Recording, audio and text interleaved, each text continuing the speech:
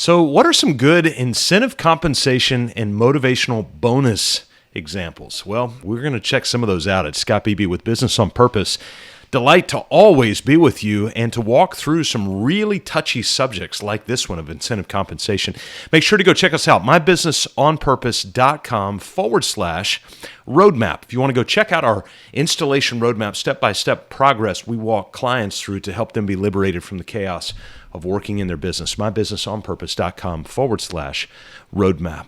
If you've ever been interested to see a group of business owners conduct a communal eye roll, then bring up the topic of bonus and incentive compensation. A few years ago, we had a client who decided to reward their team from a banner year and forego distributing a substantial six-figure margin to himself and to his partner.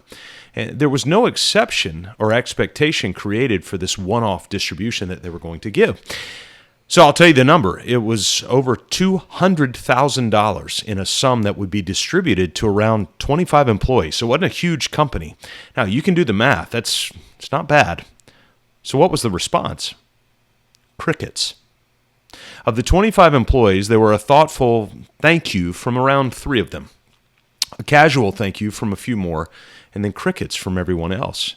And to add insult to unexpected injury, the next day an employee came in and confessed, "Hey, I just got a job offer to go make $10,000 more per year at this other company. I don't know what to do."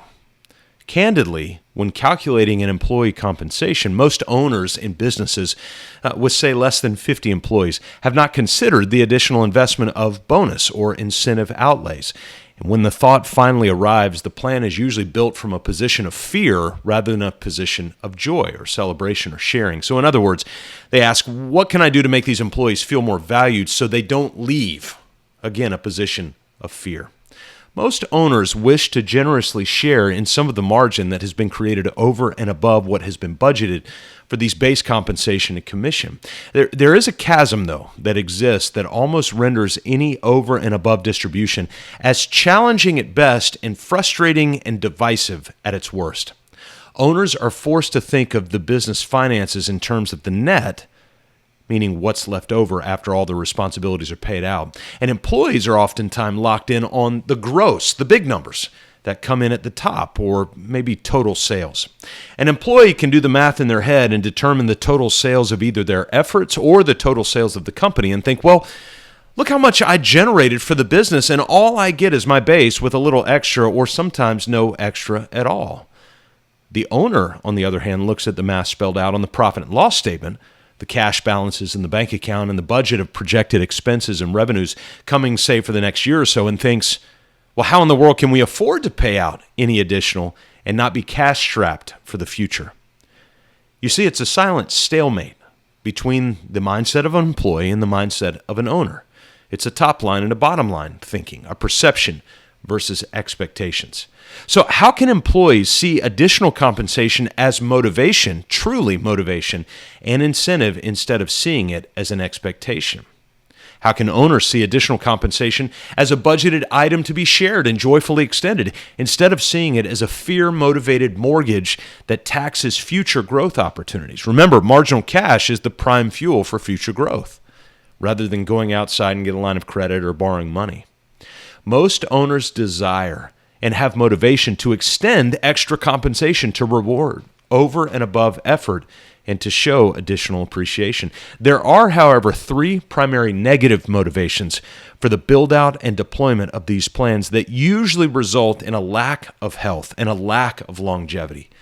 But the negative motivations are there for the owner nonetheless. Owner guilt is one of the first. It's where the owner feels unwarranted guilt for having access to the net income of the business while employees do not. Well, what's often missed during those boom times is that the owner must use a portion of that net to stack in reserves for when the business has negative net income and wants to continue employing personnel, even though the business cannot, quote, afford it in a particular month or a particular year. There's plenty of businesses where the income in a month does not match the outgo or the expenses of that particular month.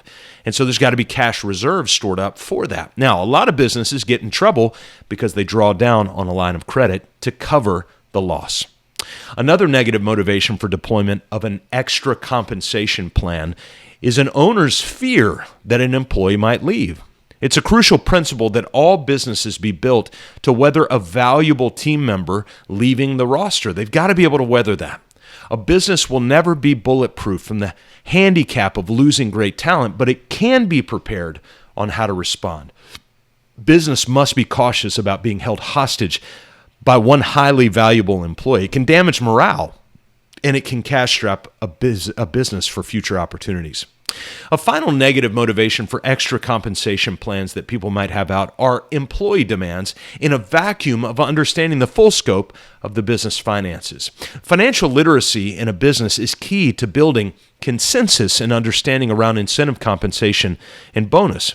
So there's a two-step approach that will aid employees in understanding the basics of business finances. The first of the two steps is what we call financial literacy. It's communicating with all the employees that a dollar is not a dollar. Why? Well, because a dollar out is always more than a dollar.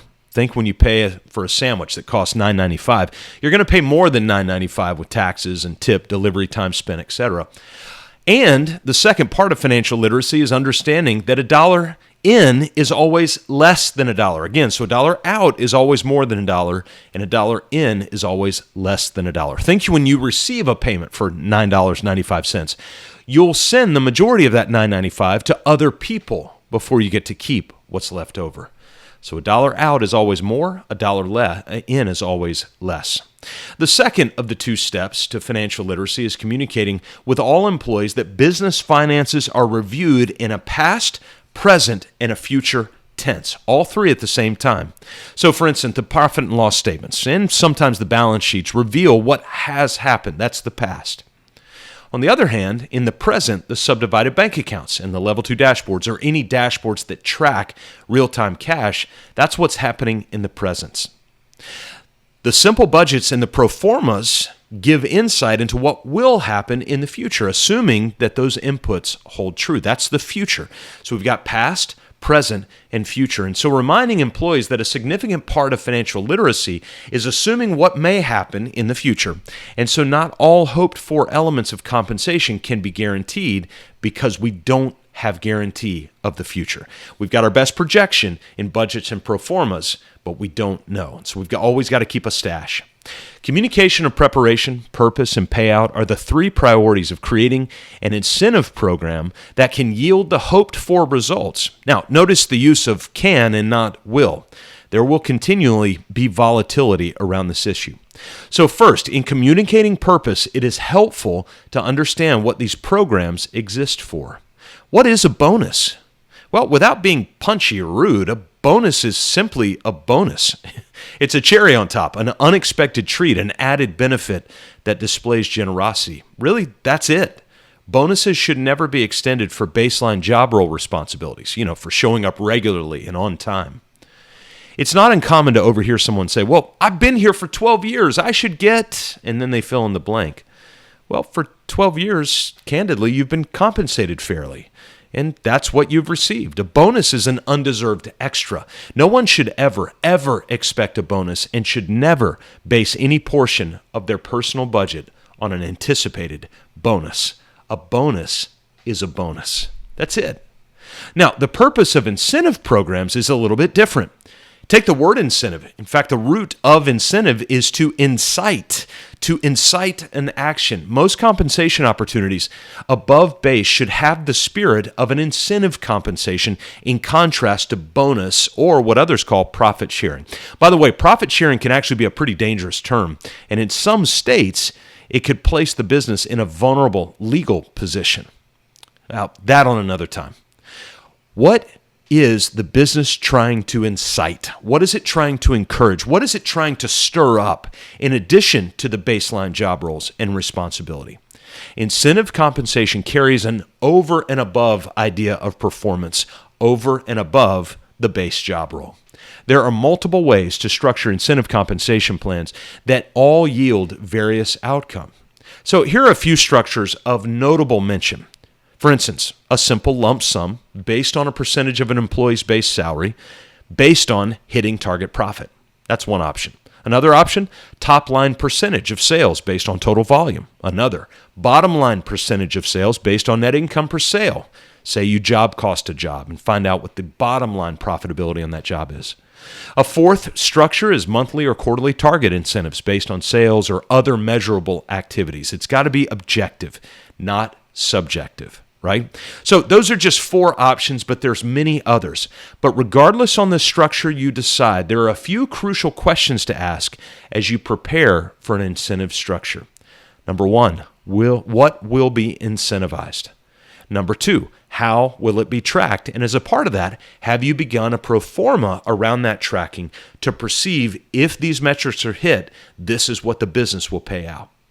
Number 3, what flexibility does the program have to adjust if it is counterproductive either to the team or the business? If you're working the program and you realize, oh no, we've missed on the pro forma on that program, we need to be able to adjust not to hurt the business long term. And then number 4, how will the incentive dollars be set aside to ensure profitable payout? Will you have set up bank accounts that you begin to flush a percentage out on a regular basis, every deposit, every week, every month? Number 5, when and how will that incentive compensation be paid out? And number 6, how will it be well communicated when it's paid out to achieve the desired outcome? Don't ever pay out an incentive compensation without communication. Every incentive payout should come with added communication, both to celebrate the payout and to add a subtle reminder that this is over and above, and you should cautiously budget your life based on this payout. One final thought. All incentive structures, and just as a reminder, should be considered to be subject to change at any time and at least reviewed and updated every year. You are not required to be held hostage by a bad incentive compensation structure. It will not only ruin the business, but ruin opportunities for each employee. Don't allow the benefit of one to backfire and cause the detriment of many. Incentive structures can be a value add to a business and to a team if it's well communicated, held with open hands to adjust over time, and generously given and received.